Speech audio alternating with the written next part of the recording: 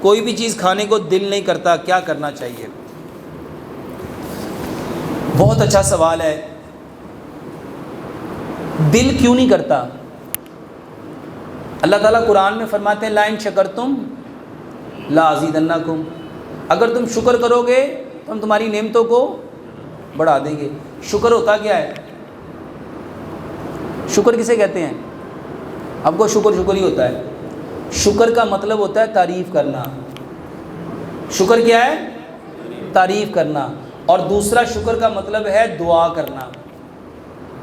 جیسے شکر کہتے ہیں الحمدللہ، تو الحمدللہ تعریف بھی ہے اور دعا بھی ہے. میرے محترم بھائیوں، جس کا دل نہیں چاہتا چیزیں کھانے کو، وہ چیز جو سامنے پڑی ہے اس کی 5 تعریفیں بیان کرو.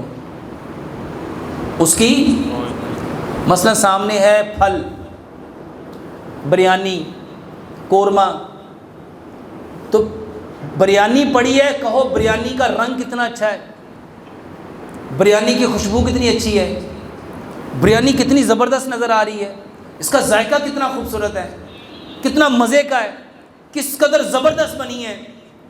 جب آپ اس کی تعریف کرو گے میرے محترم بھائیوں، اگر کوئی شخص آپ کی تعریف کرے تو آپ اس کے لیے کیا کرو گے؟ کیا کرو گے؟ سائنس کہتی ہے every action has a same reaction, action reaction always opposite but equal. جب آپ تعریف کرو گے تو ادھر سے بھی تعریف آنی ہے. اور میرا دل کیوں نہیں کر رہا؟